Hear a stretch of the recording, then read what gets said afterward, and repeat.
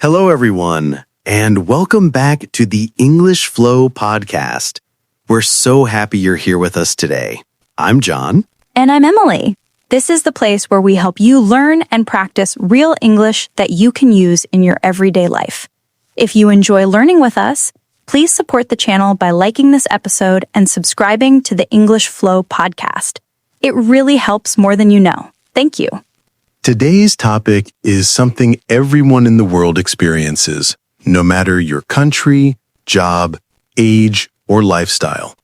It's something that shapes our life every single day. We're talking about your work day and your daily routine, how you start your morning, what your job looks like, the people you work with, and the funny or surprising things that happen during the day. We'll share our own stories and teach you helpful and natural English expressions along the way, just like we always do. So let's jump in. John, before we start, how are you today?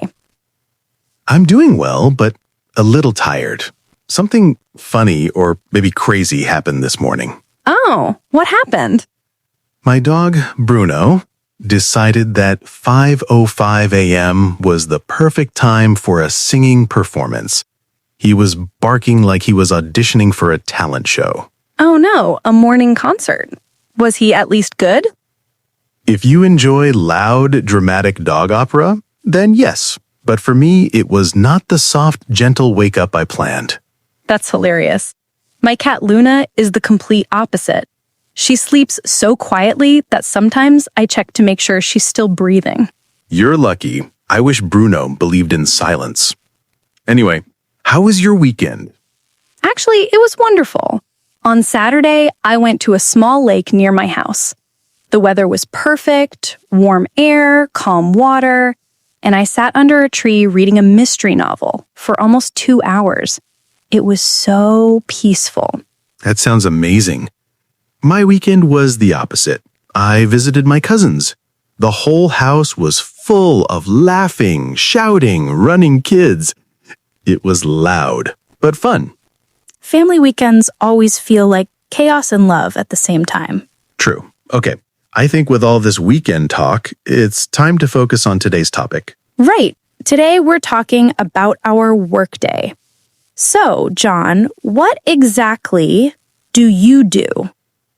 I work in an office, and my job title is Customer Experience Supervisor. That sounds important. What does it mean? It means when customers have issues with our company's service, I help them figure out what went wrong and how to fix it. I answer emails, phone calls, and sometimes video calls. So you communicate with people all day. Yes, and they're all different kinds of people. Calm, stressed, confused, sometimes very frustrated. But the problems are always new, so your day is never boring. So would you say you have a desk job? Oh, definitely. A desk job means you sit at a desk most of the day, usually in front of a computer. And yes, that's me from 9 to 5. Just a quick reminder for our listeners, 9 to 5 is a common phrase in English meaning the typical full-time work schedule. Exactly. And Emily, you're still teaching, right? Yes, I'm an English teacher, but my day starts earlier than yours. My first class is at 8 a.m., so I wake up around 5:45. Wow. I admire morning people. I hit the snooze button 3 times and need 2 coffees before my brain starts working. I get it. Everyone has their own rhythm. So tell us, what's the first thing you do when you get to the office? The very first thing is simple. I walk to my desk and say, "Good morning," to my colleagues. Great word, colleagues. Colleagues are the people you work with. Right. For example, my colleague Sam sits on my left, and my colleague Sarah sits on my right. We usually chat for a minute or 2. Having friendly colleagues always makes the workday better. Then I turn on my computer and wait, because it's old and takes forever to start. The pain is real. Everyone listening knows that suffering. While I wait, I check my planner. Yes, a real paper planner. I like writing my tasks on paper. Old school. I like it. Once the computer wakes up, I open my email. Usually there are 30 to 60 new messages every morning. Wow. And what do you do with them? I scan them quickly. Some from my supervisor, some from colleagues, and many from customers. Do you have a morning meeting?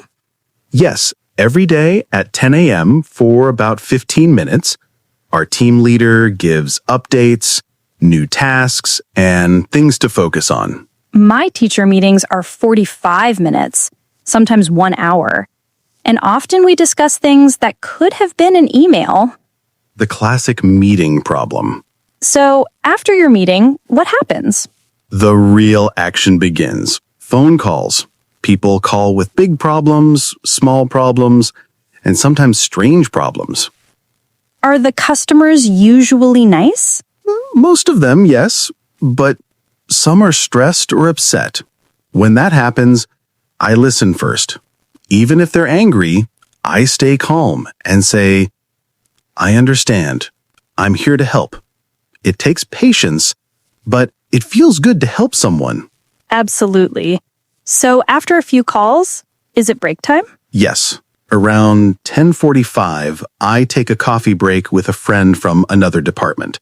Just 10 minutes, but it helps a lot. I take my break at 10:20. I usually eat a small snack, maybe fruit or cookies, and check my phone for a bit. Your colleagues must love cookie days. Oh, absolutely. Around 12:40, it's lunchtime. Sometimes I eat in the cafeteria, sometimes I bring food from home and eat at my desk while watching something. I always bring food from home. Today I had veggie pasta. Nice. I had a tuna sandwich. Not healthy, not terrible. Do you feel tired after lunch? Every day. We call it the afternoon slump. I start that part of the day with, yes, another coffee, my third one.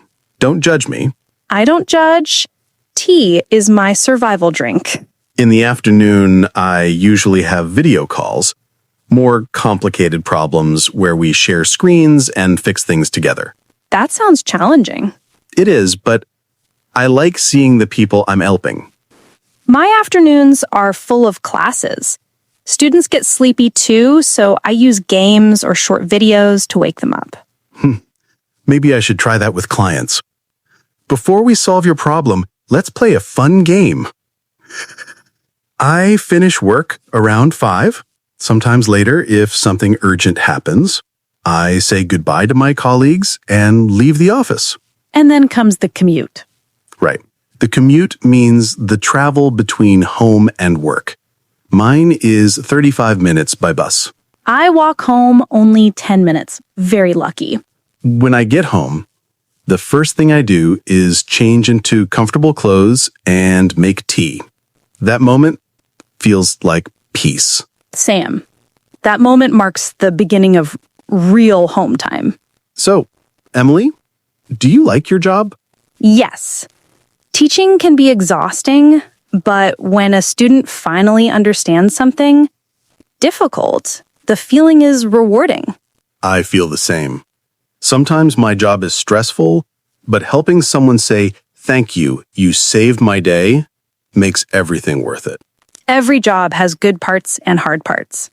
Before we finish, let's quickly review some important vocabulary from today. Colleagues, people you work with. Commute, travel between home and work. Schedule, the plan of your day. Report, written summary of information or tasks. Deadline, the final time something must be completed. Full-time, working around 35 to 40 hours per week. We love reading your comments.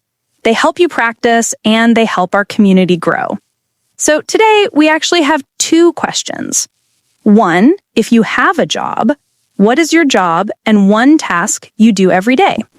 2, if you don't have a job yet, what is your dream job and why? You can write a short answer or a long one. Every answer builds your English confidence. try to use at least one vocabulary word today. Thank you so much for spending your time with us today. We know your schedule is busy, and we are truly grateful you chose to practice English with us. If you enjoyed this episode, please like the video and subscribe to the English Flow podcast. And click the little bell so you never miss our next lesson.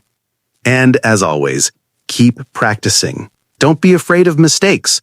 Mistakes are how we learn. And have a wonderful day, a great week, and we'll see you in the next episode. Goodbye.